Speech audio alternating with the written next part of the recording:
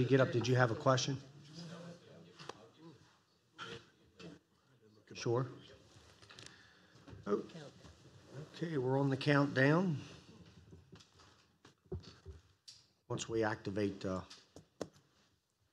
live stream, we have to wait 30 seconds before it's official.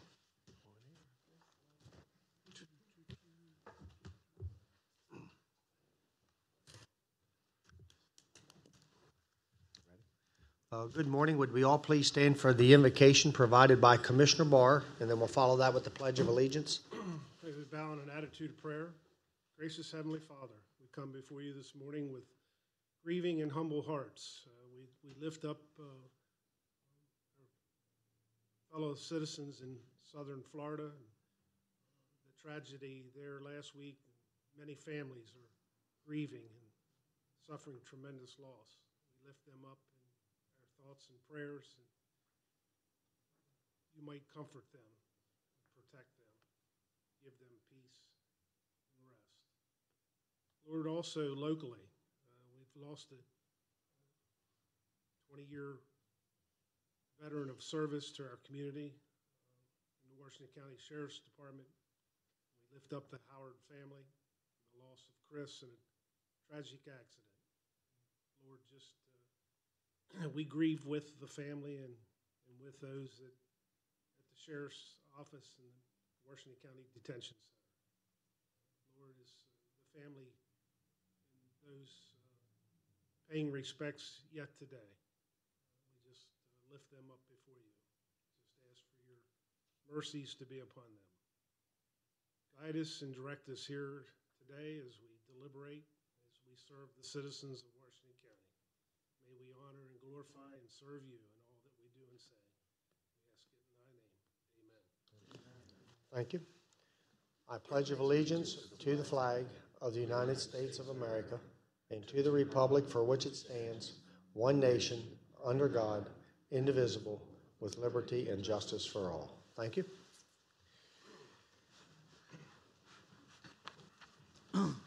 I'd like to call the Washington County Board of County Commissioners February 27th, 2018 meeting to order.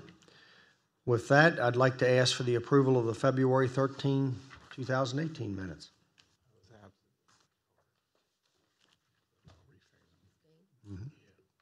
That's fine. So you just need a motion to approve. Motion to approve. Second. A motion and a second for the approval of those minutes. Any further discussion? All those in favor signify by saying aye. Aye. Aye. Opposed?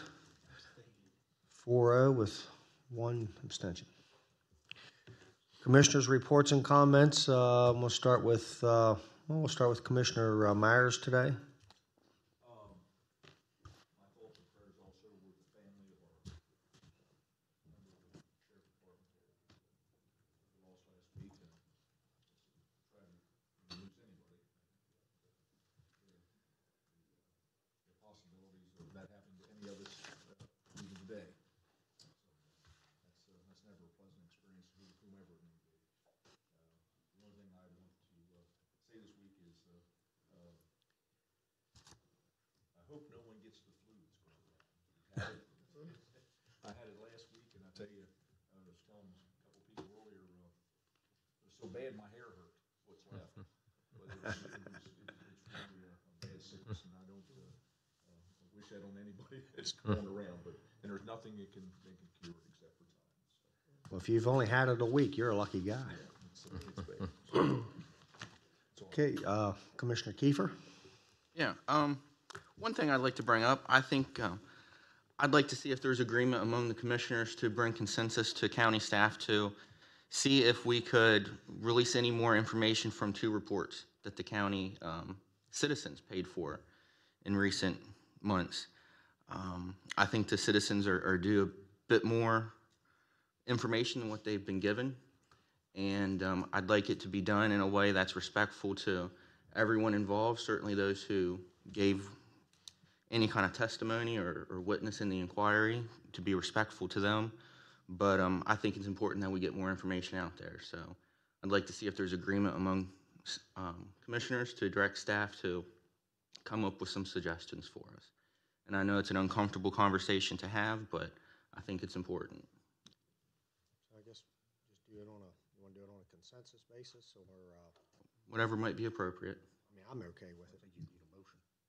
Okay, and then I guess we'll come up with some sort of a motion for the release of the reports, to discuss it with the attorneys to see what we're comfortable releasing. Sure. Well, let's make it a motion. I'd like to see if county staff could prepare for us a list of findings that can be released, more information to be made available to the public, and for us to review that and decide what we as a body would agree to. Did you get that? Okay, so we do have a motion on the floor for the releasing of the reports or a portion of the reports based on the attorney's recommendations. So we just have a motion. We'll need a second.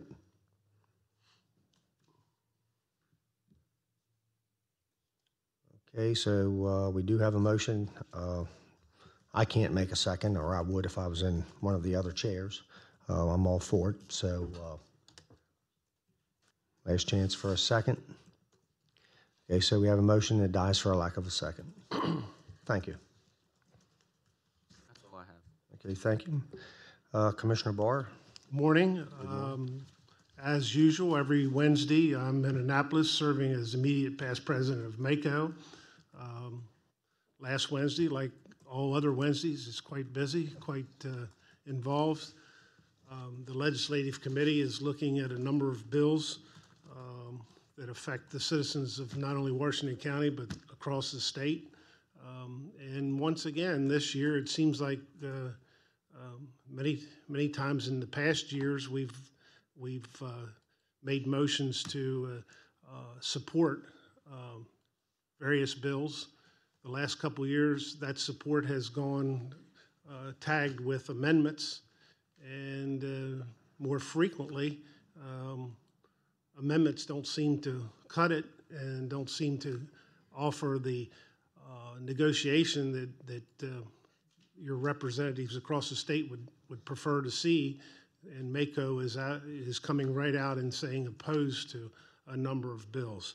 So we're kind of in the middle of things. I think this week is probably the middle of the 90-day session, and the bills, several thousand of them are being dropped and discussed, and a lot of hearings, a lot of testimony. As a matter of fact, under the the wishes of Delegate Wyville, I stuck around last Wednesday to testify at 1 o'clock, and I think I finally had my 3 minutes at 5:15. So that's the kind of days they're having in Annapolis. And but back to MACO again. We are tasked with reviewing hundreds and hundreds of bills, and many of which are just flat out adamantly opposed by various representatives. So it tells you once again what kind of a year that we're having in the state legislature. So be there tomorrow, and likewise testifying on behalf of both Washington County and the citizens across the state. So look forward to being in Annapolis all day tomorrow. Thank you. And I think it's important for our citizens to know how hard you're working for Washington County down there. So you'll be leaving Washington County at what time and returning at what time? Early. Last week's, many of you may remember, Route 70 was closed last Wednesday morning. There was a 4 or 5 vehicle accident on, I guess, at the bottom of the mountain. And I knew how to wiggle my way around and get from here to Marysville on the back streets, and it took 2 hours and 45 minutes to get to Annapolis last Wednesday. Probably in all the trips, last Wednesday's commute was probably right in the top 2 or 3 worst. So, but we got there. Navigating the other roads brought back a lot of memories. So, Commissioner Klein? Good morning, everyone. Just 2 personal notes. About a week and a half ago, my niece won the indoor state 2A shot put championship. Very proud of her, and I'd like to have that entered into the record. but also my brother Mike was a 1970 440-yard dash. That's an old timer. We're using yards instead of meters. And it was really neat to see them comparing both of their medals together. So again, congratulations to my brother and my niece. And also, I attended an event at our church at the Boonesboro First Christian Church, Disciples of Christ. My brother Mike was commissioned as a minister for the Disciples of Christ for the capital area. So I'd like to thank him personally for that effort and his commitment to his faith. I'm very proud of him. Thank you. Well, congratulations, Commissioner Klein, and thank you for those comments. Right on to him. And I was fortunate enough to be a team member of Mike Klein back in 1970 at Williamsport High School, and I actually watched that race when he won the 400. It was 440 yards back then. So, okay, for myself, I did attend the Little Heroes Recreation event this past Friday night with my grandson. He was 5 years old, and he had a wonderful time.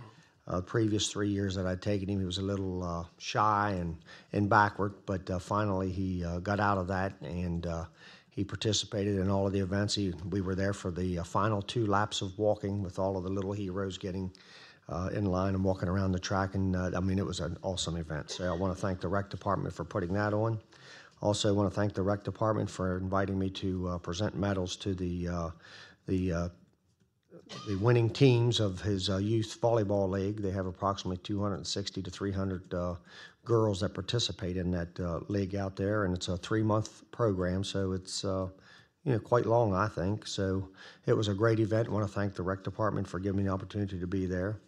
I also attended my social services meeting last evening, and they did talk about requests for help are down. So I guess, well, not guess, I'm confident that that's a sign of the times that people are finding work and taking care of their family needs and so forth. So that was great news. Also, they have a fundraising event coming up on April 21st, and it's Dancing Through the Decades. So I guess for some of us up here, it might be 6, 7 decades. Mr. Snook, how many for you? 6? 4? So it would be a great event, and they're just trying to raise money for families. So if you want any more information on that, I would be glad to give you the information.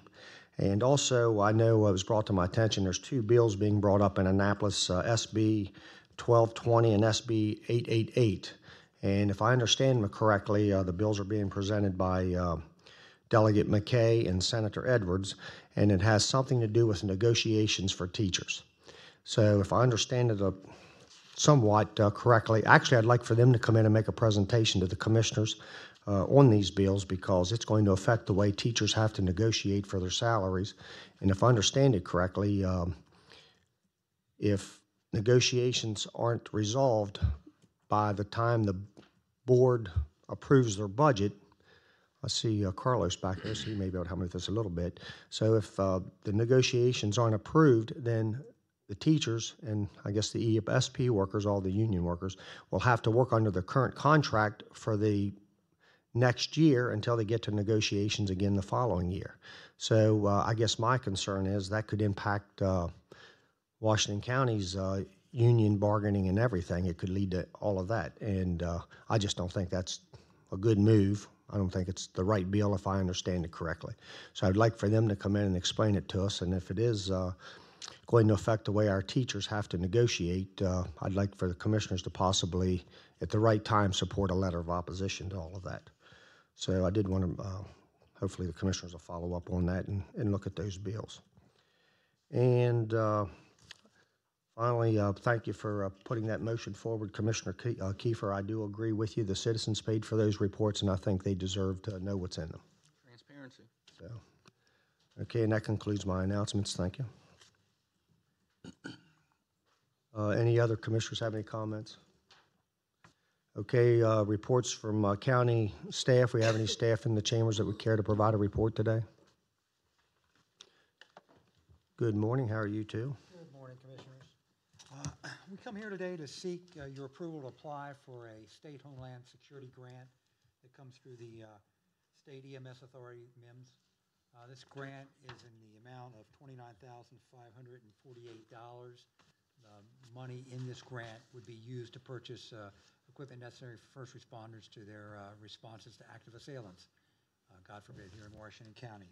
There is no match to this grant, and there is no subsequent funding for the county in the future if we accept this, if we get supplied with this grant. Any questions? Motion to accept the grant? So moved. Motion and second. Any further discussion? All those in favor signify by saying aye. Aye. Aye. Opposed? 5-0. Thank you. Any other staff in the chambers care to provide a report? Mr. Hobbs? How are you this morning? Fine, thank you. Good morning. I have a handout here I'll pass out first.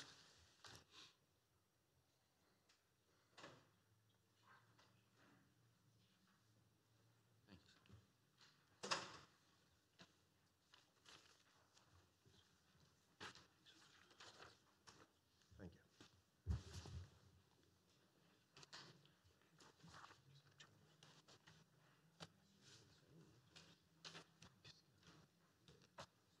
Thanks, Scott.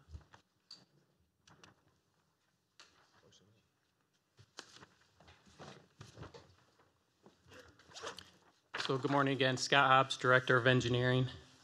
Just want to report there's been discussion in recent meetings regarding the Stone Arch Bridge, the state Stone Arch Bridge on Lappins Road, Maryland 68 over Beaver Creek, and the request for county support to ask for more efforts from the state to support looking at other repair options for that bridge.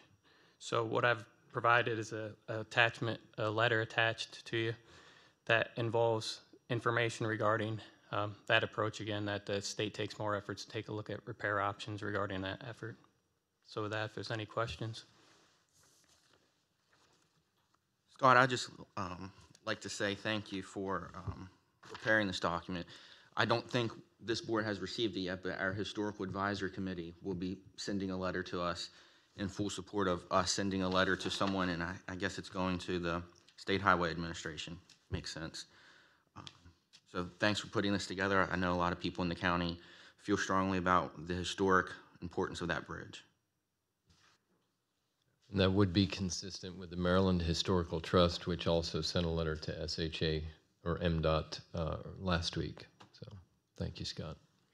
And I remember when the dam was being rebuilt and all of the historical significance of putting that bridge back, and you know, the same should be applied to the bridge here. Yeah, we went through numerous efforts Yep. in regard to the dam with the stone repairs that were done on that structure. So, okay, thank you. We need to vote. We need to vote on this. Well, let's do it anyhow. Just need a motion to approve the letter. Okay, we have a motion and a second authorizing staff to send the letter. Any further discussion? All those in favor signify by saying aye. Aye. Opposed? 5-0. Thank you. Any other staff members in the chambers care to participate? Okay. Well, we're getting here now. You're not in the chambers. Okay. I'm just kidding. Sorry. Okay, attorneys?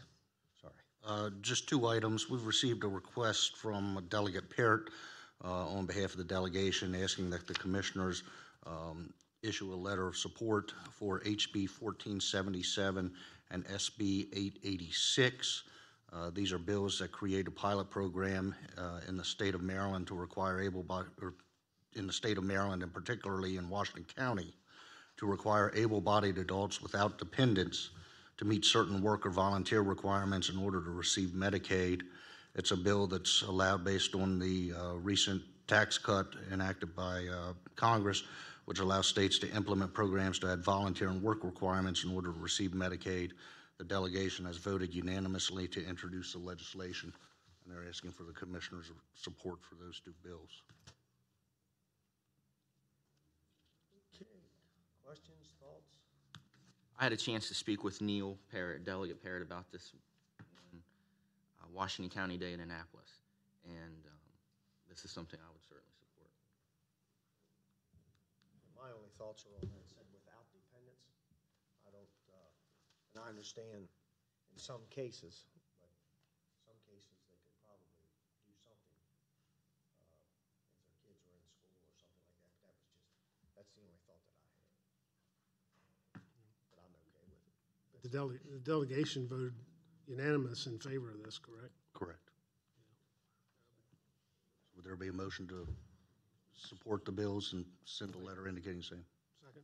Motion and second for the support. Any further discussion? All those in favor signify by saying aye. Aye. Opposed? 5-0. Thank you. Thank you. The second item is a request from Senator Edwards to, again, issue a letter of support and vote in support of Senate Bill 989, which is an act concerning One Maryland Economic Development Tax Credit Simplification and Alteration.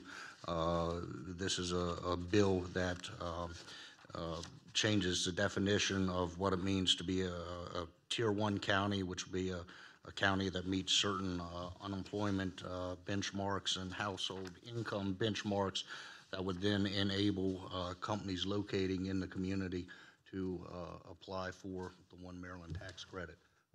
Basically, it's an economic development incentive to counties that are experiencing economic difficulties to make them more competitive and keep them competitive across the state and with neighboring jurisdictions. Any questions, thoughts? Motion? So moved.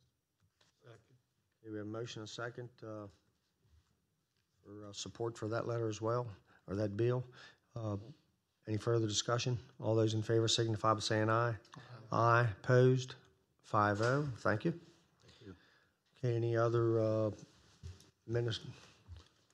Yes, President Baker, I have two items. First item, the same theme as Mr. Downey, is the Dan Spedden, the President of the Washington County CVB, has requested support for a bill which was submitted, HB 290, submitted by Delegate Wyville in the House, and Senate Bill 713, which was submitted by Senator Serafini in the Senate. What that bill does is grants a legislative bond bill to the National Road Museum in Boonesboro, Maryland, in the amount of 100. National Road Heritage Foundation Incorporated in Boonesboro in the amount of $100,000. That funding could be used for the acquisition, planning, design, construction, and repair, renovation, and reconstruction and capital equipping of the National Road Museum, which is located in Washington County. We'd entertain, they would like support for that bill. You have a motion to accept that, and need a second? Second. Motion and a second. Any further discussion? All those in favor signify by saying aye. Aye. Opposed? 5-0. Thank you. The second item, President Baker, is a request for hotel rental tax funding, which was received from the James Showell Wagon Train and National Pike Festival. This is a longstanding event for Washington County, which the commissioners have supported for many, many years. Specifically, what the commissioners fund is Washington County Sheriff's Office overtime, which they provide the safety and security both in the front and the rear, basically for traffic control. In amount of they take about 24 hours worth of deputy time, full-time equivalent pay rate. And that event this year will run May 18th through 20th. They covers approximately 32 miles from Clear Spring to Boonesboro, Maryland. And this is the 29th continuous year. They have about 100 participants that take place in that wagon train. So what the Office of Grant Management is recommending is an award in amount of $1,555.50, which will cover the Sheriff's Office overtime and $151.50 of Washington County mailroom expenses, such as postage and paper and things of the such. Jim, is that consistent with what we typically do every year? Every year, that exact same amount we've done since I've been here, so it's a considerable amount of time. So the cost of policing hasn't gone up. We do the best we can. Motion? Yeah, I have a motion. I have a motion and a second for the acceptance. Any further discussion? All those in favor signify by saying aye. Aye. Opposed? 5-0. Thank you. Thank you, Commissioners. Administrative reports. Thank you, sir. A couple quick items for you. This month, I had come to the board with a request, a fairly generic request in my rush to present it to you for Brooks House. And at the time, it was noted in the minutes, the request, it was asked how much the value of that would be. I approximated 1 EDU, which is approximately $7,300, and permit fees not to exceed a total of $10,000. I've since been advised that the actual amount total requested in detail is $39,165. Mr. Snook, Mr. Davalbis, Mr. Simmers are here today. I think should the board wish to proceed with the amount stated, that's $39,165, may go forward. Should the board wish to discuss it more formally, I think these gentlemen would like to come back at a different date to present this more formally with backup and more substantiation. I will say that I in my urgency to get this approved, I should have, as I've directed staff, to document and request these in documentation, and I will certainly follow my own rules. So this is wound up taking more time to document, or not to document in this case, and I do apologize to both Mr. Simmers, his board, and to the commissioners. So thank you. Okay, any questions, commissioners? Okay, so you're going to be looking for support for $39,165. Yes. So, and we can return with these gentlemen with more information where they could actually present on a formal agenda request, if you like, or the additional money can be approved today from $10,000 to this dollar value. It's the commissioner's wish. I mean, for me, I'm not speaking for any of the other commissioners, I'm going to support the full request. It's just how we go about providing the funding. What we would, I'm sorry, sir, what we would do is this would be removed from commissioner's contingency because water sewer is an enterprise fund. It would have to be funded somehow, otherwise rates would increase across the board. So this would come from commissioner's contingency. Yes, and that's fully plausible, viable, not too much different than the way others have been approached. So completely viable. I'd support that and make that motion. Okay. So, clarify. Then make the motion to fund it out of the contingency, fully funded as requested. I would second that, and if I Well, I think Commissioner Myers second. So, Let him second it, and then we have discussion. okay. Yes, I would support that. When I asked the question about how much it would cost, I had no idea if we were talking $1,000 or $50,000. A couple weeks ago, I was invited along with Commissioner Baker to spend some time at our 911 call center, and in a 3-hour time period, there were 3 calls that were drug related, and the first one dealt with a supposed drug deal. The second one I listened to dealt with someone finding a stranger. But the third one dealt with a family member finding another family member that had OD'd. And the first 2 you kind of get frustrated hearing about, but when you hear that third one, when it's family, you know, that's heartbreaking. Yeah. And I think there's certainly a problem, not just in this county, all over the country, but I look and see, are we doing enough to help out with that cause? So $40,000 for a good cause, a kind of a novel approach in some ways. Some ways it's not, but absolutely. So, okay, so we do have a motion and a second. Did you have any comments that you'd like to make? Okay, I do have. You can still come in and give us just a little bit of a presentation, short one.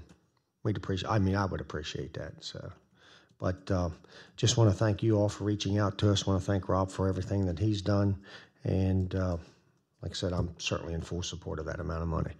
So we have a motion and a second. Any further discussion? All those in favor signify by saying aye. Aye. Aye. Opposed? 5-0. Thank you guys so much. Yep. Okay, anything else? I do. I really enjoyed Saturday morning with math counts and the mathletes. Just a quick summary on that, and then I'm going to have a request for a certificate in an upcoming commissioners meeting. Basically, mathletes in 6th, 7th, and 8th grade. This year, 80 mathletes represented 8 schools in Allegheny and Washington counties. Boonesboro is one of the Washington counties that will be going on to the state competition. So congratulations to Boonesboro.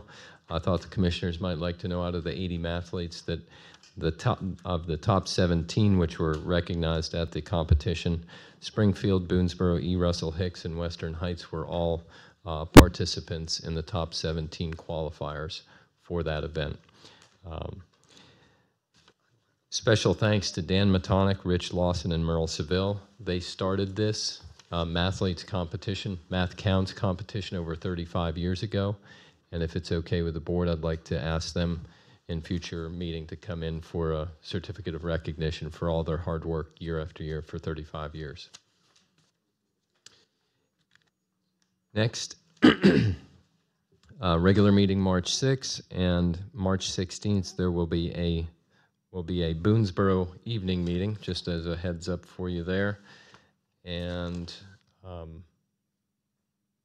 March 13th, I'm sorry, obviously a Tuesday.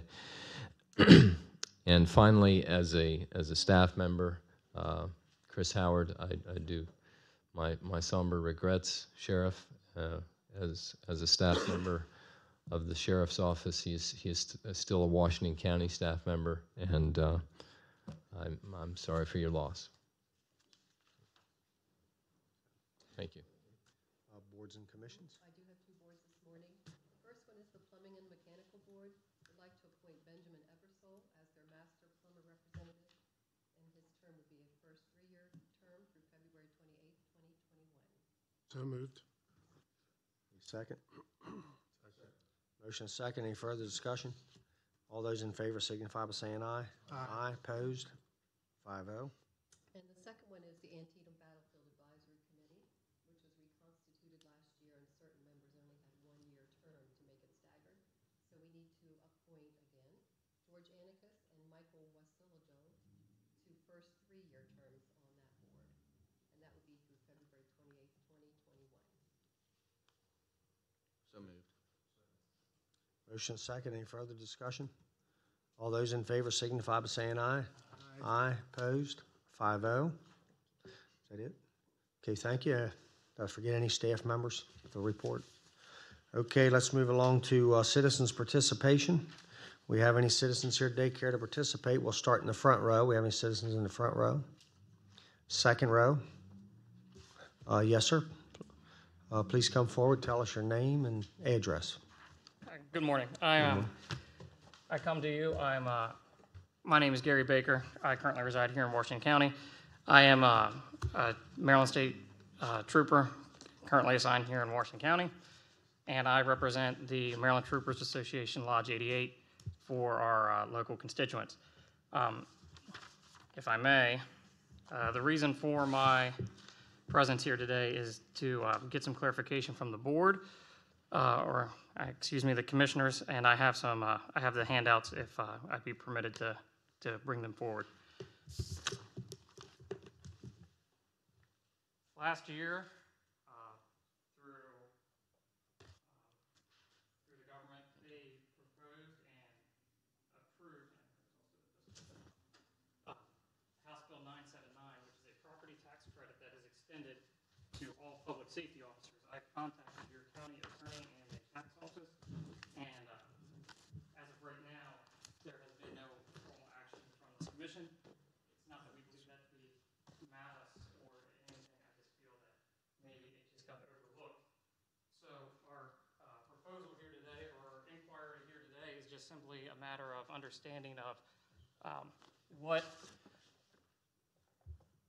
we are going to expect from the commissioners, whether we are going to get if this is feasible and what their further actions would be, and then clarification on how we can have our first responders that are residing in the county take advantage of this that's been extended to us by our state legislator and current governor. The two packets that you have there, the first one is the House Bill 979 as it's written, and the second packet there is the fiscal report. Currently the way that the House bill is written, it would extend, we currently already have a law on the books that extends a property tax credit to those who are fallen service members in the line of duty. Washington County currently has that on the books. Apparently it was enacted in 2009, but according to the state records, we only have one person within the county taking advantage of that tax credit. So this is our inquiry here today.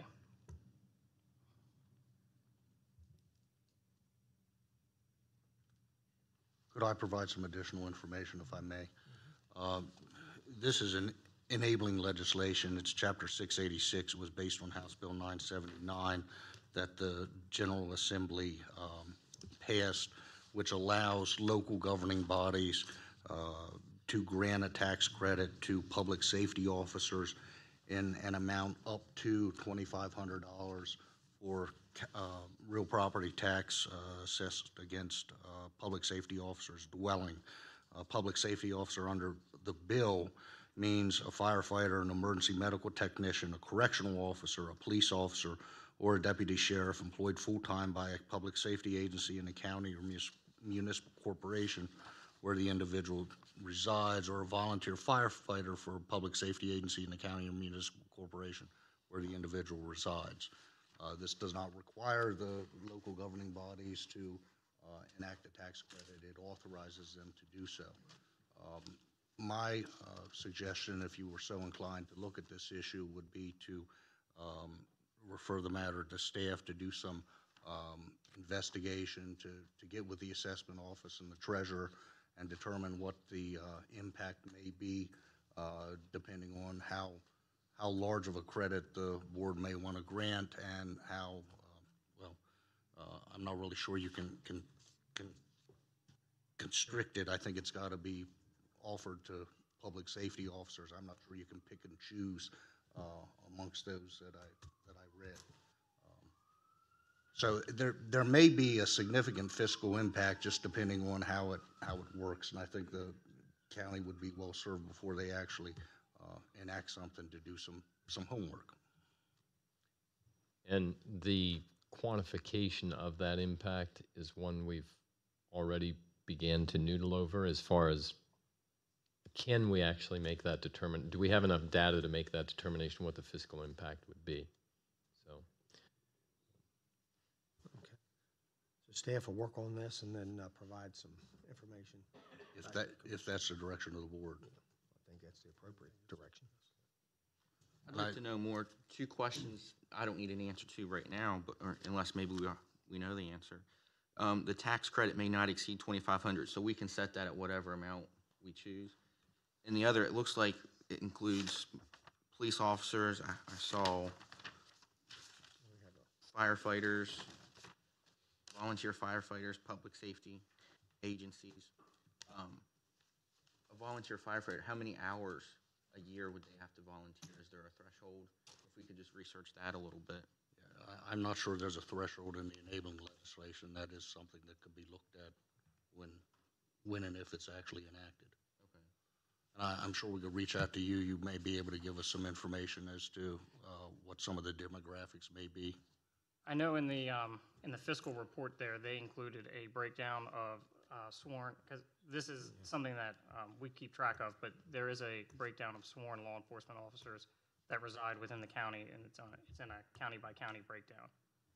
I don't have any numbers on our numbers of volunteer firefighters or EMS personnel. So those officers would include the city police, sheriff's department, Any state sworn police? member, because the way they keep track of that is all police officers are sworn through the Maryland Police Training Commission. It's a state agency, and they keep records of all that. So that is the up-to-date information based on when the bill was enacted. So I believe it's like 276 or something along those lines. Yeah, as of 2015, it looks like there were 260 sworn law enforcement officers in Washington County.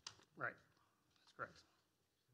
Now those might just be residents and not property owners, but that's the number they gave after the bill.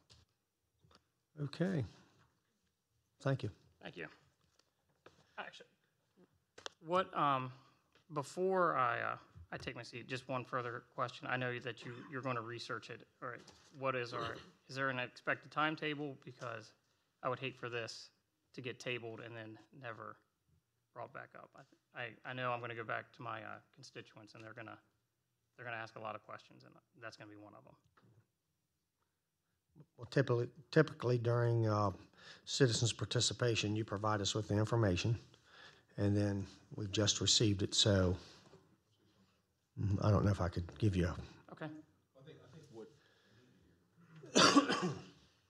we're here, our delegation's in Annapolis, so we're gonna ask them, how they support or not.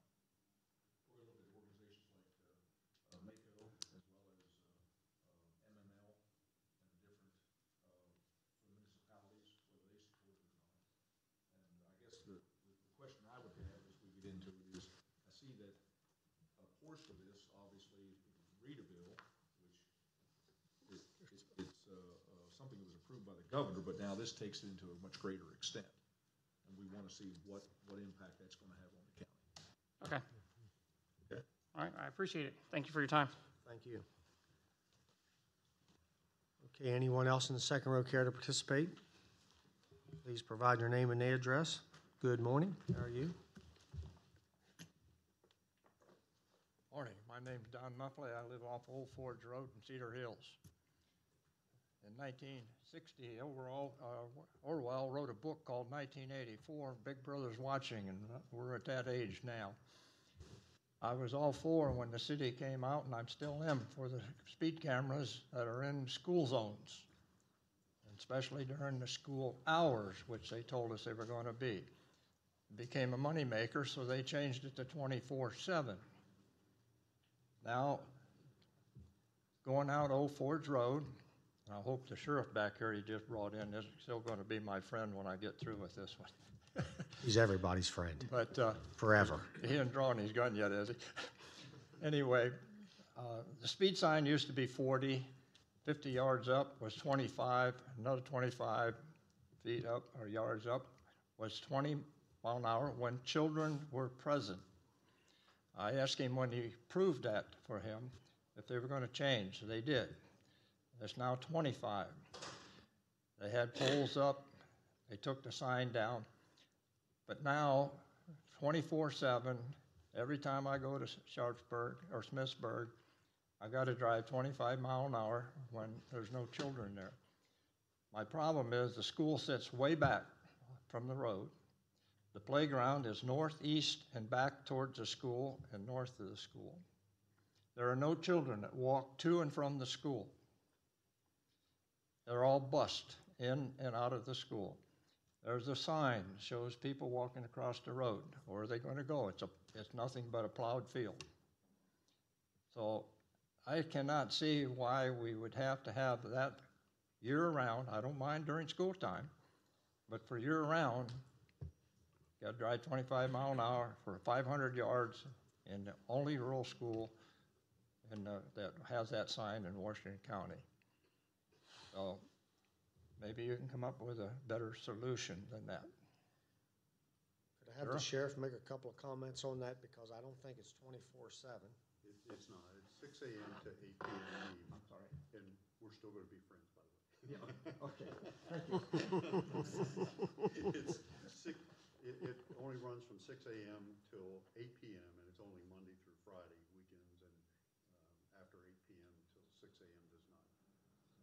So when school's no longer in session, it's not in effect? That's correct. 6 a.m. in the morning till 8 p.m. in the evening, Monday through Friday. I didn't see any information on that anywhere. Yeah, that's state law. That's how that County. Oh, so you threw a law at me I never read about. All right. I will pass that on to my neighbors that have to drive over there. 6 to 8. Yes, sir. School days only. That's correct. And if I get a ticket on Saturday, I'm coming to see you. You come see me, we'll take care of it. And I won't bring you any more donuts either. Thank you. Bring that to me. Pardon? If you get one on Saturday, you bring that to me. I hope you didn't choke on your sausage Saturday. Thank you, Mr. Muffley. We have anybody else in the second row care to participate? Third row? Anybody here in the back rows care to participate? Okay, that concludes citizens' participation. Now we're going to move to the Youth Meritorious Award, and I'd like to ask Ms. Miller to give us a little information on what the Youth Meritorious Award means and stands for. Good morning, Commissioners and Administration. Tiffany Miller with the Office of Grant Management today. The following individuals have been selected for the Youth Meritorious Award for the month of February. These students were nominated to receive this award by their teachers, school administrators, or parents. They were selected based on their scholastic achievements, leadership qualities, community service provided, or performed rather, or other positive contributions to their school and community. These exceptional youths have consistently worked and distinguished themselves as model students and members of our county. It is my pleasure to present the following youths for recognition today. We have Daniel Kelball, 12th grade student with the Job Development Program today. Thank you. Thank you. Again, on behalf of the County Commissioners, it's going to be an honor to present this certificate of recognition, and I will tell you the Commissioners are really, really proud of what our youth do in our schools and in our community, and we're very honored to present them with these certificates and small tokens of appreciation.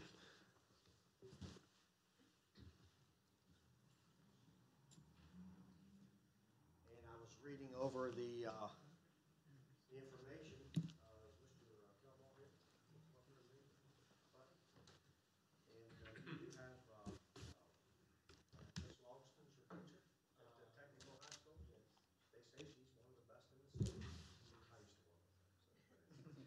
But anyhow, you have received this very important award, and you were nominated by Sheila and Paul Moore and Newman. I probably don't have that correct. That was on the paper. That's what was said. I nominate Daniel Kelball for the Youth Meritorious Award. Daniel is an outstanding student who participates in the Campus Connection program of the Job Development Center.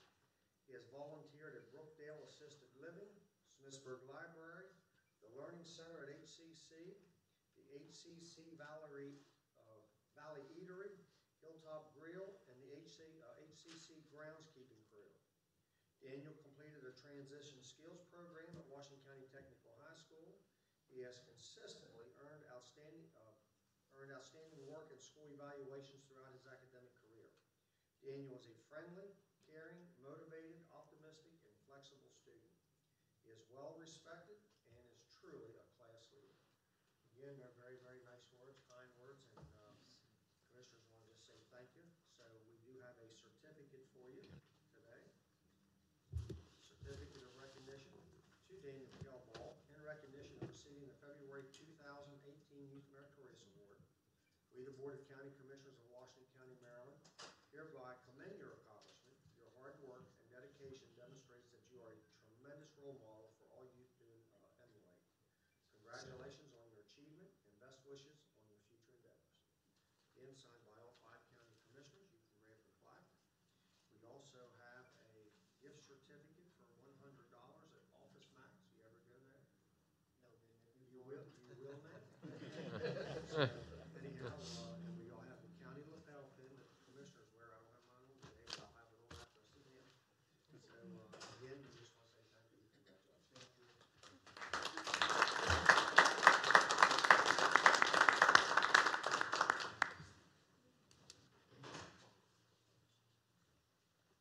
There you go.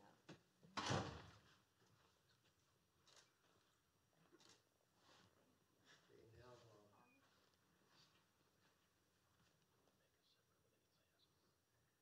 the county commissioners would like to have a picture with you, if you don't mind.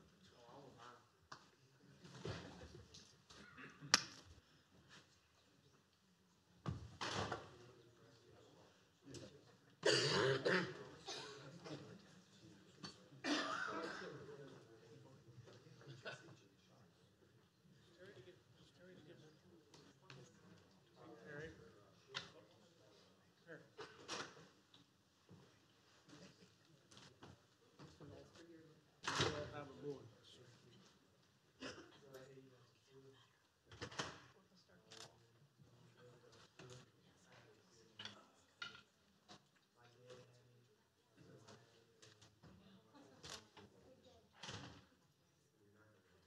Okay, we ready? You want to turn your certificate around? Sorry, I'm asking a whole bunch of you. Okay. Great. Okay, ready? 1, 2, 3.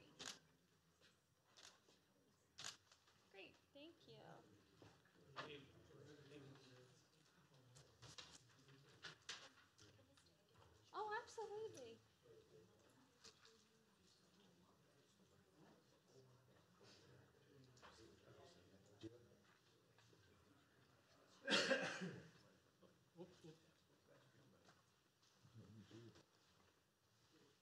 Mr. Calball, congratulations.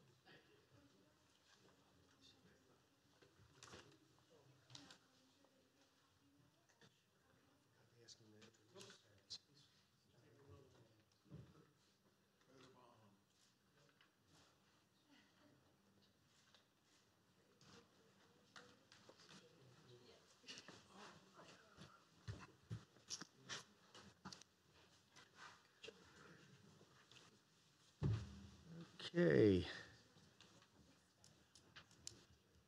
Moving right along, general fund contingency grant request, character counts, Washington County, Ms. Buchanan.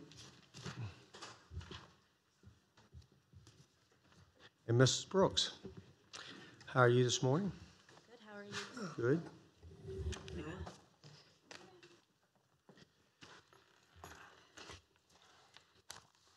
As stated, Susan Buchanan, Director, Office of Grant Management, and along with me today is Carolyn Brooks, Director, Character Counts, Washington County, Maryland.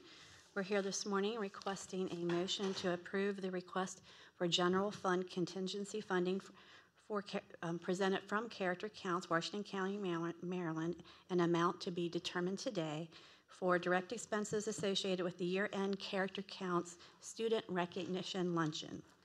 Character Counts, Washington County, Maryland has submitted a request for general fund contingency funding to support the year-end Character Counts Student Recognition Luncheon to be held May 16th, 2018.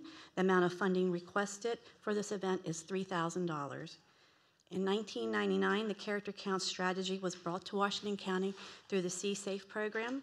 The Board of County Commissioners provided funding to provide 35 local citizens training to become certified Character Counts trainers.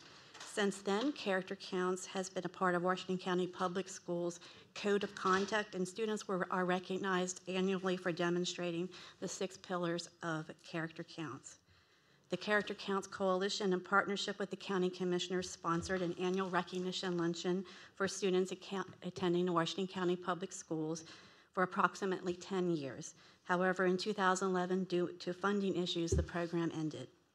The coalition plans to revive the end-of-year event to celebrate students, along with their families, that demonstrate the 6 pillars of Character Counts: trustworthiness, respect, responsibility, fairness, caring, and citizenship. The program's budget for the general fund contingency funding request includes $420 for books and $270 for T-shirts for the students, and the remaining $2,310 towards the cost of the luncheon. The Office of Grant Management has reviewed the request, and the organization and event are consistent with the general fund contingency grant funding. Excuse me. And I'll present or give the opportunity to Ms. Brooks to say two things. The event this year is planned for May 16th, and as in the past, the county commissioners will certainly be invited to attend and participate as you have in the past. I happen to bring a copy of the last brochure from the last luncheon, and you see at that time it was also a combination, a partnership between the Youth Meritorious, and eventually we'd like to get back to that point also to recognize those students as well as the students that are recognized for Character Counts. But for this year, we will be accepting nominations from each of the elementary schools. Each school will send one of their outstanding students that demonstrate the 6 pillars of character, and we thought it was important to revive this initiative. Character Counts is all about actions and consequences, and we're constantly talking about that to young people, and I think the younger that you start talking about the consequences of actions, that leads to, and it lends itself to a lot of the issues that we have in the community right now. Jeff, you were talking about the opioid thing. We talk to young children about the dangers of drugs, as well as everybody else that has that conversation. But the younger you start and the more you repeat that message, it does come through and it pays off. So we certainly are happy and appreciative of your support in the past, and hope we can become strong partners from now and going on into the future. Thank you. Any questions, comments? Okay, Need a motion to approve?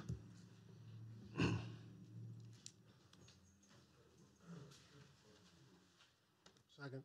A motion and a second, and that's for $3,000? Okay. Okay, a motion and a second. Any further discussion? All those in favor signify by saying aye. Aye. Opposed? 5-0. Thank you, and see you soon. Thank you. Okay, convening as Board of Health, award of the chiller replacement for the Washington County Health Department, PUR 2017-04. Mr. Earl Stoner. Make a motion to go into Board of Health. Oh, I have to have a motion for that? You have to have a motion to convene as a board of health. Gotcha. Okay, it does say that. Okay, all in favor signify by saying aye. Aye. Opposed? 5-0. Thank you. Before we start, I do, I'm sure many of you know this, but not everybody. Mr. Stoner was a national junior college champion back in was it the 70s or early 80s? 70s was you. I know, you were early 80s. Early 80s. I'm going to turn it around on you. But you represented our community well, and you continue to represent our community in outstanding fashion. So thank you, Mr. Stoner. Thank you, appreciate it. All right, we are here today to seek approval for awarding of a replacement chiller. An RFP went out December 18th. We worked with Bushy Fightmore and our architects, and also engineer consultant. We had a pre-bid meeting on January 3rd of this year. I believe we had one individual in attendance. The bid opening was held on the 31st of January of this year. Excuse me. 3 contractors were in attendance with 3 bids submitted. M&E Sales for $219,217. ASN with General Contracting Incorporated for $144,800. And Denver Elic Incorporated, $266,450. The award of the bid went to the low bid, ASN General Contracting, for $144,800. And we are here today to get your approval to officially award the bid and move forward. Okay, question, Earl, in light of the fact that tremendous spread there between the low bid, second bidder, and third bidder, is everyone comfortable? Is everyone involved engineering-wise? You know, did a scope review and are comfortable and satisfied? Yes, I'll let Dan, if you want to touch on that a little bit. Yeah, we referred it back Diligence. back to the architect and the engineering firm to review the submission by ASN General Contracting and their plan, and they wrote us back and they said they're comfortable. They have no issues with it. Pretty good spread. It is. It was the first thing that jumped out at us, actually. So first thing we did was to get with Norm, and he investigated it for us. Low bid's not always the correct bid sometimes. You're exactly right. Okay, any further comments, discussion? If none, we'll need a motion to approve. So moved. Motion and second to support the recommended motion. Any further discussion? All those in favor signify by saying aye. Aye. Opposed? 5-0. Thank you. Thank you. Appreciate it. Have a good day. I do have reading glasses too, by the way, but it wasn't the 70s. That was someone else's era. And back when you were the national champion, you didn't, the junior colleges weren't broken into divisions, were they? No, they were just Every junior college in the United States. That's something to be proud of. Thank you. Motion to go back into Board of County Commissioners session. Motion and second. Any further discussion? All those in favor signify by saying aye. Aye. Opposed? 5-0. Thank you. Okay. Did that. So now we're going to back to deliberation, consensus decision on the application of a zoning map amendment RZ 17-004, Bluegrass Commercial LLC, and Michael W. and Kelli S. Scott. Mr. Goodrich, how are you this morning? Fine, thank you. Good morning, everyone. This is case number RZ 17004.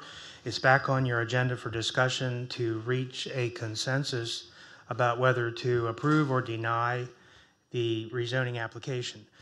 Today you can have a discussion about the application and the results of the public information meeting and the public hearing, and we can try to address any questions that you would have before you reach a conclusion. Once you reach a conclusion, the application will come back at a future meeting with the formal findings of fact, and you can take a formal vote on that. This is a request from property owners Bluegrass Commercial LLC and Michael and Kelli Scott to rezone 3 parcels that total 7.15 acres from the current rural village zoning designation to rural business. These parcels sit on the northwest side of the Leitersburg Pike, on the opposite side of the road from the village of Leitersburg, and Bluegrass Commercial also owns another parcel that is already zoned rural business in the same location, and these 3 parcels are contiguous on both sides of the one that's already rural business. The Planning Commission's public information meeting was held on September the 18th, and the Planning Commission made its recommendation on the case during its regular meeting on October the 2nd. The County Commissioners held a public hearing on January the 9th, and the public comment period was closed at the end of that hearing. The Commissioners have been provided all of the written documentation related to the case prior to the public hearing, and you have that same information attached to your agenda for today's discussion. And those attachments include the Planning Commission's recommendation, which was in favor of this rezoning to rural business. The planning staff often reminds you of the need to address the change or mistake rule in the traditional rezoning applications, but that rule does not apply in this case. Instead, the rural business district is evaluated and approved or not approved based on the applicants addressing specific criteria that are contained in the district text in the zoning ordinance. And those criteria are presented for you in the staff report in your agenda, and the applicant has also addressed those items in their application, which you already have. You also have. I also need to remind you that the rural business district is approved for a specific use that's stated in the application, and not for all of the uses that are allowed in the rural business district, as is the case for a traditional zoning change. In this case, the proposed use is for office space for the business of New Directions Utilities, which is owned by the applicant Bluegrass LLC and Michael and Kelli Scott, and is located on an adjacent parcel. So the requested use is office space for that use, or for general office space, not necessarily connected to that business. So the application now ready for you to discuss if you feel you need to, or I can answer questions if you have them. Any questions, commissioners? So, you have a question? On the, I think we had a couple of citizens come in and they had some concerns. There were 2 citizens that spoke during the Planning Commission's public information meeting. Both of them were residents of the Leitersburg area. Both of them stated their concerns. One was concerns for traffic and accidents along the highway, although he specifically said he was not opposed to the rezoning. And then the second citizen mentioned his concern for the appearance of the business and the appearance, how it would affect the general appearance of the village of Leitersburg. So how are those concerns addressed? Or will they be addressed? I don't know who has. Well, there will, the gentleman who stated his concerns for the traffic included a response from the State Highway Administration acknowledging his concerns and noting that during the plan review, if this is approved and the redevelopment of the site occurs, there will be a site plan that will have to be submitted, and at that point in time, entrance and exit locations along the highway and traffic in general would be addressed. I don't know how they will be addressed, but they will be considered. So that would- because we don't have the details about how much traffic is expected and the But type that, of is that a traffic. state decision? Yes, that is a state highway. Maryland Route 60 is a state highway. So the state would have the input and the final say on what may or may not happen along that highway. Well, traffic standards will have to be satisfied before the planning commission were to give site plan approval. Yeah, and they would look to the State Highway Administration to say that those standards have been satisfied. And the planning commission would also be looking at screening and buffering and things to address the aesthetic concerns that would have been raised. Okay, they were my concerns. Any other questions, comments? We want to approve today and move it on. If so, we'll need a motion to approve and have staff. Just a consensus. Consensus. So you have a question? Okay. No, I'm good. Okay, everybody's good. Thank you. Okay, thank you.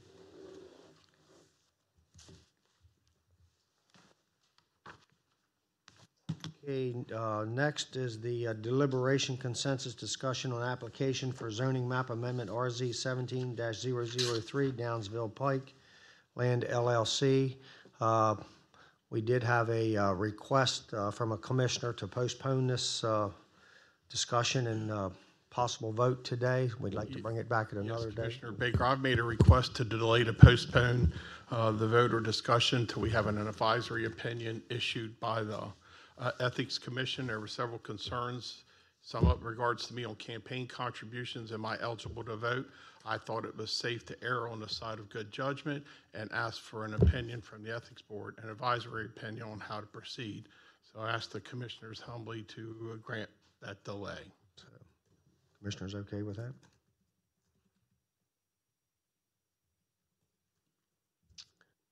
So we have to, I mean, it's up to you all. So, if not, we'll move forward.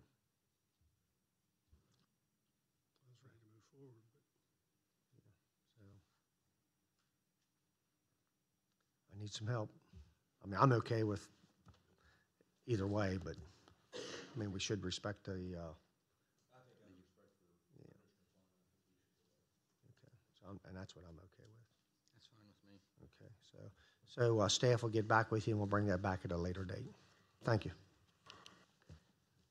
thank you. Thank you. A presentation on the 2019 through 2028 capital budget, draft one, Ms. Greaves, our Chief Financial Officer, and you can introduce your help. Surprise, I brought some people with Yeah. me today. How are you all this President morning? Baker, may I ask Kirk how soon we might be able to get that back?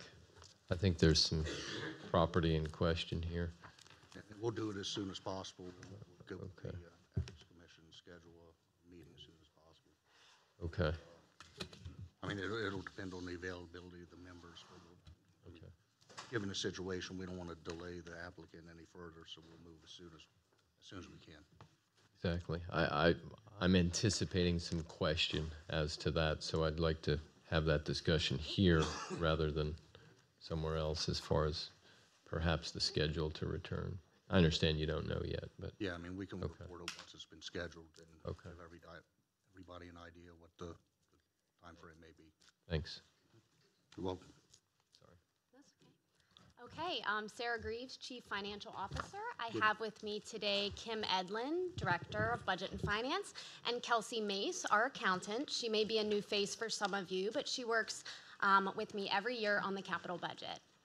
So, to start off the presentation, I would just like to offer a preliminary snapshot of where our operating budget stands right now for the general fund.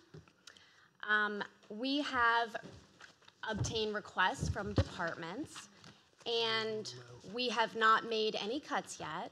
Those requests total $233.3 million. We have also done our revenue projections for the general fund, and our projected revenues are $228.6 million, which is a difference of about $5 million.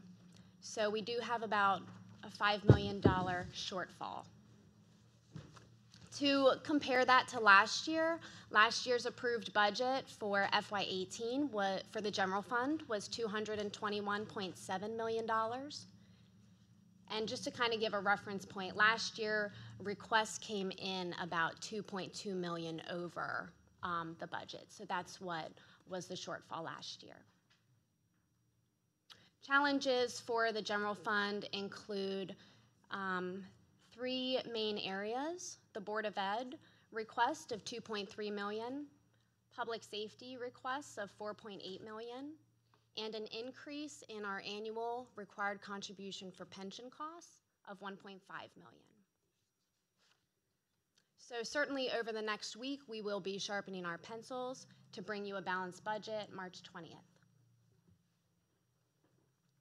Something to keep in... Sure. I don't mean to interrupt you. It's fine. You need to keep your information moving. But on your shortfall, you said $5 million this year, $2.2 million last year. Does that include the school board's request? It does. It is all inclusive. So, you're welcome. Something to keep in mind as we continue our budget discussion is how we fund the requests that we have. In the general fund, we have 4 revenue sources that make up 96% of our revenue. And those sources are real estate tax, makes up about 50%, income tax, 37%, personal property tax, 6.2%, and recordation tax, which is about 3%. So those 4 sources pay for the majority of our general fund budget. And just for informational purposes, for every penny of real estate tax, we do receive approximately $1.2 million in revenue. And that was 50% of our budget, real estate tax. On the capital side, we fund capital projects with appropriations from the general fund and other funds that we have, such as the highway fund, solid waste fund, water quality funds. But we also pay for projects using debt. And for information again, $1 million in debt costs the county approximately $70,000 per year for 20 years. We always issue debt for 20 years. This $70,000 comes with the assumption of a 3.5% interest rate, so that definitely is a factor. And over the 20-year life, we pay about $400,000 in interest cost. So you're saying we borrow $1 million, we're paying back 1.4. Yes. And now, something to go along with that is, the idea behind issuing debt is that over time, assessed values increase and income levels increase, which naturally bring up the dollars that we take in for the general fund budget. So we pay it back over time, but over time, our revenues also increase. Talking about debt, in tab 5 of your CIP books, I did put a capital book in each of your drawers, so you should have those with you. In tab 5 is a summary of our debt affordability. Give you a chance to get there.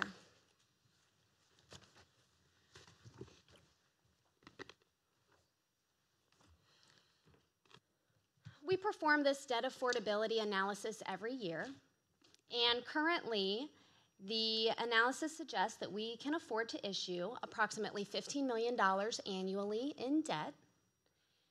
The assumptions used for that projection are very conservative, as they've been in the past.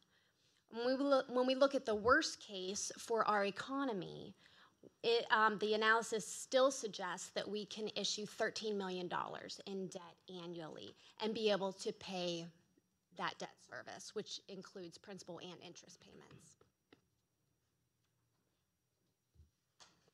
And borrowing for this capital 10-year plan is assumed at $12 million per year.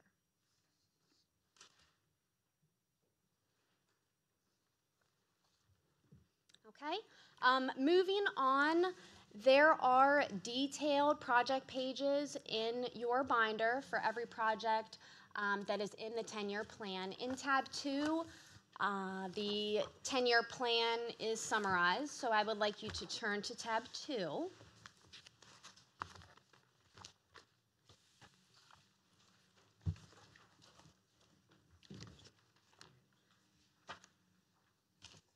This plan is optimistic that the county will see an increase in highway user revenue based on the number of bills that are out there right now. I can speak to those very briefly, Commissioners. There are 4 bills that are present, that are in Annapolis today with various returning revenues to the county as well as the city, but in this case, the county, obviously, that would help our roadway construction, roadway maintenance, et cetera, et cetera. So with those bills, and the governor's has money as well that in past years, I'm not sure we've always seen all of the projected money that has been presented at this time frame. Here we are in February. So there is a few numbers potential that these numbers will change, and it's important to recognize that as we continue through March and into April with the final budget. So. Okay. What I would like to do is go through major changes over last year's plan, as well as major changes that were submitted or requested and are not in this plan due to funding constraints. The FY19 original requests were $50 million, and $4.7 million were cut for just FY19. The 10-year plan as a whole totaled $554 million, where $90 million in cuts occurred. The airport is the first category, and the 10-year plan is $25.5 million, with the FY19 request of $1.8 million. The airport is highly dependent upon the availability of discretionary funds. Airport projects are funded through grants primarily, making the county portion quite low, approximately 5%. If the airport does not secure the grant, the project will not be completed. You're saying the airport itself is self-funded? Well, the airport projects are 90% funded, FAA 5% state and 5% local generally. Sometimes the local and state do vary a little bit, but yeah. I think it's just important to know going into the discussion when you see some of the budgets for airport. On the bottom line, you have airport, you start out there, I think it's $30,900,000, or let me get my glasses on, Yes. 31 million. Then each of those numbers going out over the next 10 years. So you're saying that we are only going to have to possibly fund 5% of that amount? Or is that our amount you're requesting? On average, yes. So the 31 million does include the column right next to it, but that's the prior appropriation column. So that was appropriated last year or the year before. So for our 2019 to 2028 plan, yes, our approximate cost locally is about 5%. There are some projects in here that are not eligible. 5% of that amount that you have stated. Mm-hmm. And I can give you actually the local funding for the entire airport plan is $486,000. So when you look at a little bit over $20 million, our portion's less than $500,000. Thank you. Okay. So one of the main projects coming up right now for the airport, or that's in the plan for FY19 and 20, is the passenger terminal hold room expansion. It's a $2.4 million project. Also, the runway 927 rehab. This project is in the next couple years as well. This project did increase to $6 million total, which is a $3.6 million increase over last year's plan. And the airport director has discussed this with me, that this is in the FAA budget. So as long as it remains in their budget, they are anticipating on funding this. And that rehabs 7,000 feet of runway. Okay. There is a project that was requested that you don't see in the airport category. It is the Aircraft Rescue Firefighting Training Facility. It's not in there. It was removed from the plan. It was $1.9 million. It was programmed for 2024. As priorities shift at the airport, you may see this project again, so that's why I wanted to bring it up. Again, it was an aircraft rescue firefighting training facility.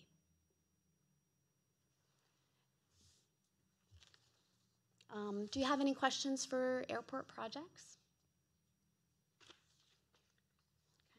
Okay. If not, the next section is bridges. The 10-year plan has a budget of $16.6 million with a request of $881,000 for FY 2019. The plan represents an increase of $906,000 in local funding, which is the same as the 9 years represented in the last year's budget. And just a note that there will be a feasibility study conducted on Slabtown Road Bridge, and construction is expected to start in 2022. Any questions on bridges? We have Scott Hobbs here with us if you do.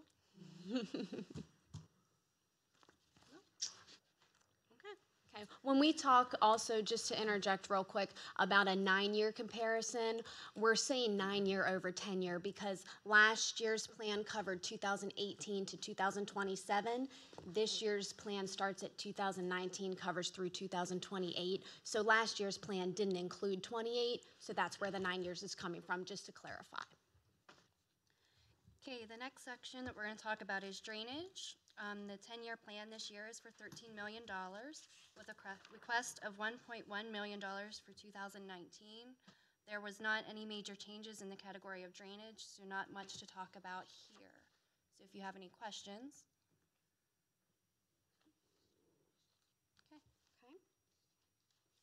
The next section is education, starting with the Board of Education. The 10-year cost is $129 million, with 21.4 of that in FY19. Local funding for FY19 is $4 million. That is an increase over what was projected in last year's plan by $1.7 million. Major changes include increased the capital maintenance to $1.5 million a year, and that does assume the split of 71-29 state and local. Sharpsburg Elementary School increased by $3 million to total $26.7 million. Also, you will see the urban improvement project is shown there for $22.1 million. I do want to let the board know that general fund dollars to support that project are in a different urban improvement project. They're in the county's urban improvement project. So that $22 million that you see there does not include any general fund money or local funding. It's really there for informational purposes. The total cost to modernize the Western Heights Middle School is $39 million, and that's the next school in the plan after Sharpsburg and the UIP. The 10-year plan from 2018 included $32.9 million in local funding. The 10-year plan for 2019 includes $40 million in local funding, an increase of $7 million.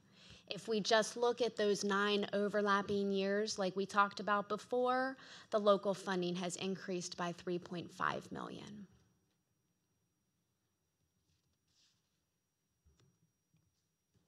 Any questions? Two things I'd like to say are that listening to the Board of Ed, we have, and Dr. Michael, who's here, we have heard loud and clear that the state provides approximately $9 million a year, so that match requirement at a minimum at 29% is approximately 3.6 if memory serves. That does not include land, design, so forth and so on, desks, that type of thing.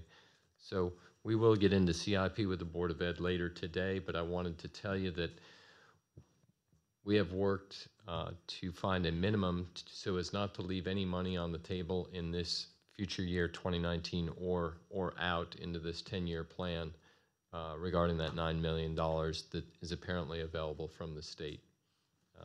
So over the course of the 10 years, the increase to the Board of Ed goes up approximately Slightly over. 7 million over that 10-year, yeah.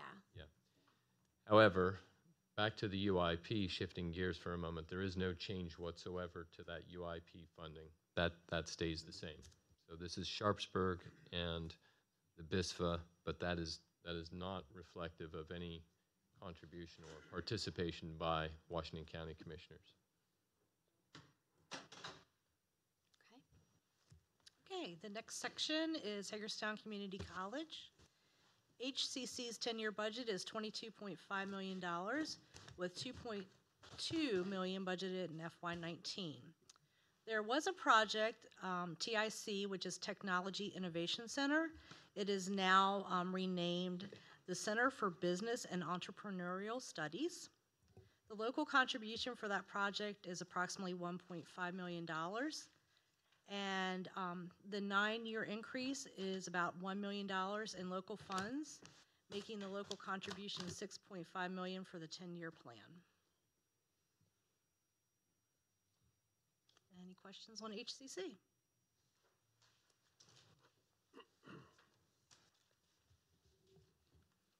Okay, moving on to the libraries.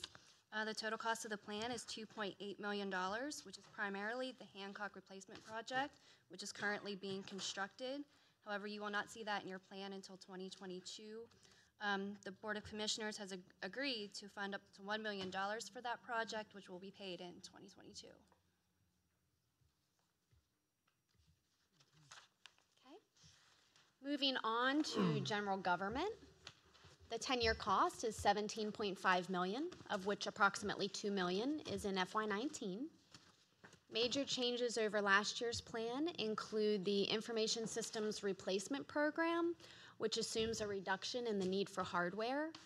The number of servers will be less due to going to the cloud and things of that nature. The other major change here is the addition of the multipurpose facility, which will accommodate recreation, athletics, training, and large indoor events available to the community. Over the 9-year period from last year, this category increased by $4.7 million in local funds. And also, for the Commissioner's information, the Election Board did request a facility for their office, warehouse, early voting, and training space. It's not in your plan. It was $600,000, and this project was not recommended by the CIP committee due to project priorities and funding constraints. Excuse me.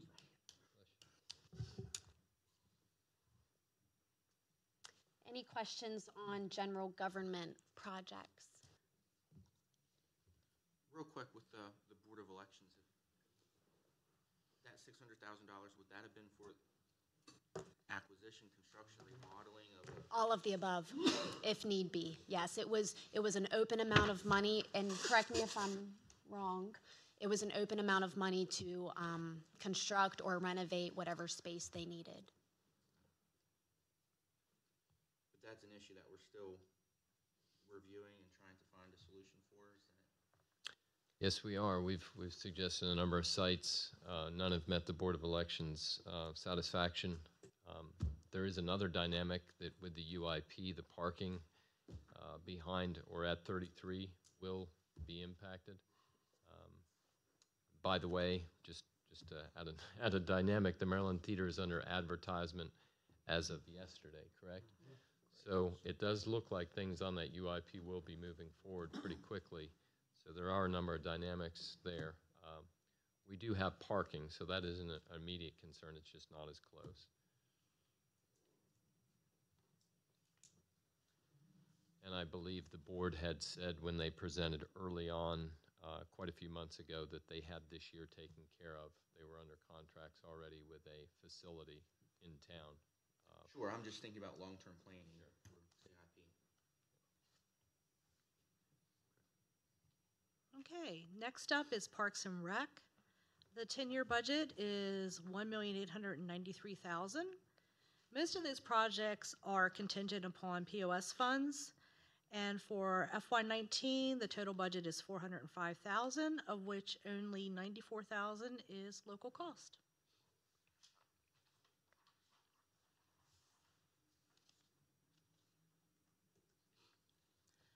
Next, we have public safety. The 10-year plan is for $28.5 million, of which $3.7 million is for FY19. Major changes include the police, fire, and emergency training facility, which has increased by $6.5 million, making the project total $11.5 million. For years 19 through 26, revenue generated from the speed cameras will provide funding for this project. The Emergency Services Vehicle Equipment Program, Volunteer Fire Apparatus Reserve, and County Rescue Fleet Replacement projects were cut in total by approximately $500,000 per year, which is directly related to the costs associated with the 8 new firefighters that were approved to be hired in FY18. The total 9-year increase for public safety is $405,000.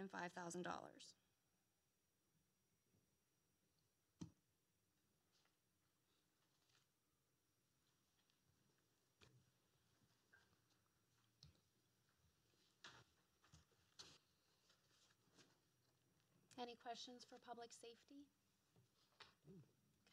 What's the difference between volunteer fire service, apparatus, reserve fleet, county rescue? Is Dave Hayes here? Talk to him. He said he wasn't coming. I can get that answer.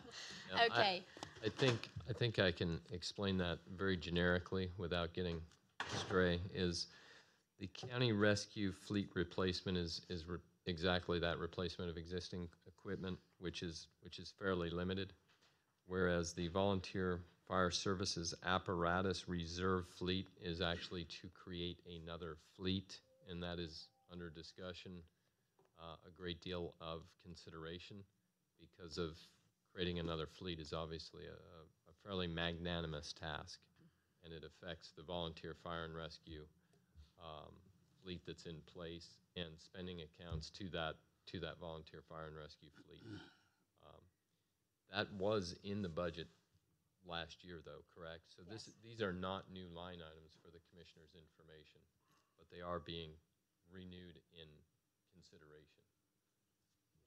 You said the reserve fleet was higher because the money went to the 8 firemen, was removed from that? Yeah, the reserve fleet was about $200,000 a year in the 10-year plan last year. And in order to pay for the firefighters this year, a budget transfer was done to take money out of CIP. What was that amount, 400 something for? I believe it was 500 even, or very close, yes, and that was brought before the commissioners, obviously with that value. So that fleet money that was removed, was that for county or volunteers? Fleet money that was removed was for county, and that was what that went toward is county staff for the 8 firefighters we just spoke about. In part, that was part of the funding source for that. And the amounts you show in out years for the county rescue fleet is for replacement of what we already have. That's how I understand it, yes. Okay. Of existing equipment in kind or similar nature, yes. So with the volunteer service apparatus reserve fleet, will we be adding money to that category in the out years? To be determined. Yes, thank you very much. That's exactly where we are. There's a number of moving pieces here with both staff and volunteer and the equipment that they need to do their work. So we're taking a very close look at that to be sure all resources are expended with the best efficiency. Okay, any other questions? Okay. Moving on, the next section is railroad. The 10-year plan is $1.3 million. No major changes from last year. After that, we have road improvement. The 10-year road improvement budget is $91 million, of which $10.6 million is for FY19. Two major projects include Eastern Boulevard widening, Phase 2, which is a $5.7 million project, and Professional Boulevard extended Phase 2, which totals $4.9 million. And Scott is here today if you have any questions regarding those projects. The 9-year change from last year's plan for the road improvement category was a decrease of $9.2 million. And I'm going to step forward here and say that is not because we don't need roads. That is because we don't have HUR to build roads. One of our most significant cuts from HUR over the past several years has been this CIP, and this in particular, while it draws from a number of lines, categories, this particular CIP has been a large deal. That's a big deal when we're trying to build roads for additional investment and lands and business to locate in Washington County. So that's a lack of return on investment as well. So we simply can't overlook it in these bills that I mentioned before about restoring HUR. Hopefully they will be even partially successful. Yes, with that said, can we reach out to Mako with a statement that we are cutting our budget because of the lack of highway user revenues once again? Just make a public statement that it is for real, it is serious, and Washington County, like all 23 other jurisdictions, continue to plead for restoration. We can cite some quick facts mentioned here, provide a draft letter for the Commissioner's consideration next week if that's soon enough. Yeah, I mean, we continue to testify and preach to the choir, and for some reason it gets killed. And, you know, Mako and MML, the last 2 or 3 legislative sessions have joined arm in arm and collectively made it their rally cry, and it still doesn't happen. So I think you know, when the powers to be say, oh, well, you have enough money, in reality, it's quite the contrary. So. I'd have a question, maybe staff or John could get an answer back to me. When I go to conferences, Mako conferences, everywhere, everybody you talk to, they want the highway user revenue returned to the communities. Every delegate you talk to, every senator you talk to, they all want the funds returned back to the counties, but nothing ever happens. I don't understand if your delegation, your senators, not only ours, but senators and delegates all across the state, they want their revenues returned, but nothing ever happens. So I don't know who makes the decision to return these revenues back to the counties.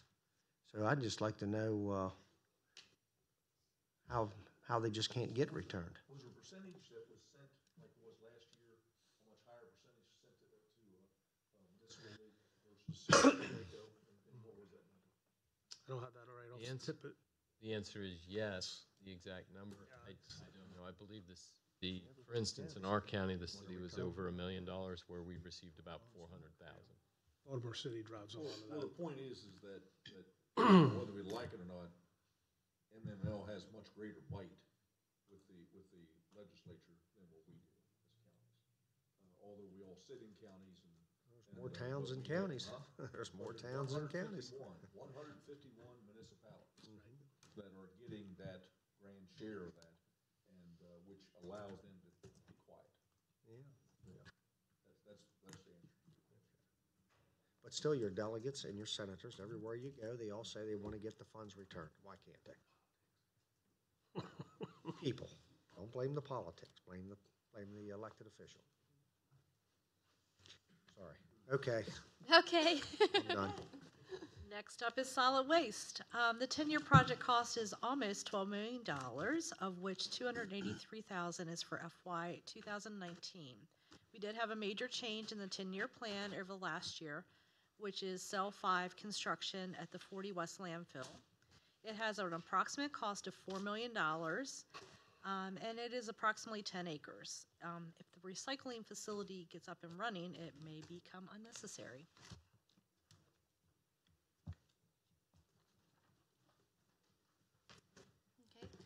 Moving on to transit, the 10-year cost is $8.6 million, with $375,000 requested in FY19.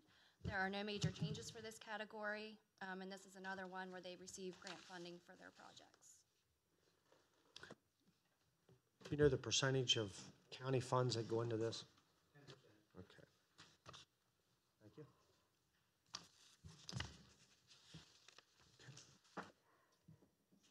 And just for Yeah, a little bit of information. Yeah, the nine-year plan cost the county $524,000 on $5 million. So yeah, that's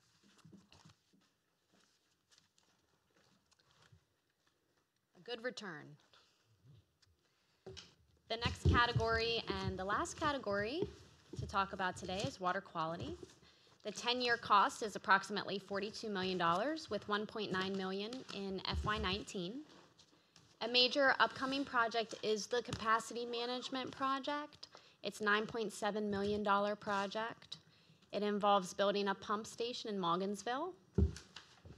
And I do believe Mr. Bradshaw is here if you have any questions on water quality projects. I do know that currently the area is operating at capacity, and it is believed that additional sewer revenue will be generated from this project. And we are looking into applying for Maryland Water Quality Loan instead of possibly issuing bonds for the entire project, since we recognized some savings previously. What's the interest rate on those loans? On the loans, it varies. The one we just did for Conica Jig was 0.7, so it's much lower than our bond interest rate. And even when you factor in the administrative fees, it levels out to be approximately 1.3 to 1.5. So you have to factor in those admin fees, but still it's much lower. It's a good savings. So that is your 10-year Draft 1 FY 2019 to 2028 capital improvement budget. Are there any questions? I do want to make a comment. I'm sorry for being so verbose today, but there's a lot of money. Still on questions. I'm sorry, sir. Maybe this will generate a comment. Verbose. Yes, verbose. Through staff's effort, the $30 million project out at Conica Jig today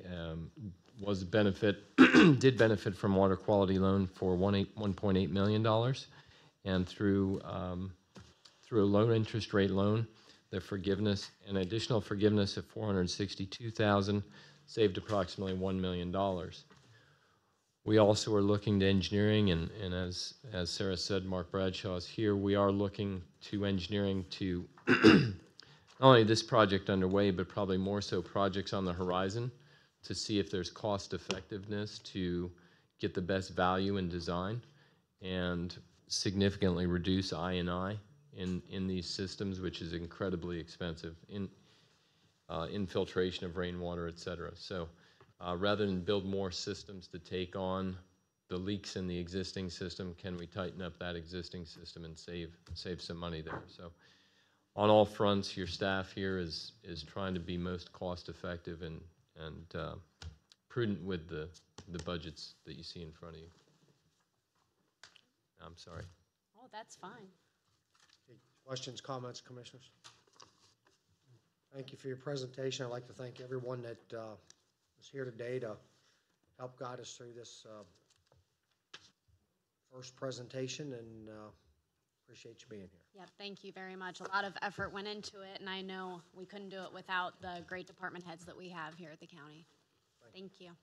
Kudos to Sarah, Kim, and Kelsey, particularly Sarah, for taking on the CFO role and turning this around so quickly. Thank you. Okay, we need to head upstairs or downstairs. Where's the up? Second floor. We'll be heading to the second floor, and then we'll return back here at approximately 1:30 to meet with the Board of Education. Okay. Thank you. We're gonna, G, there's two big numbers there.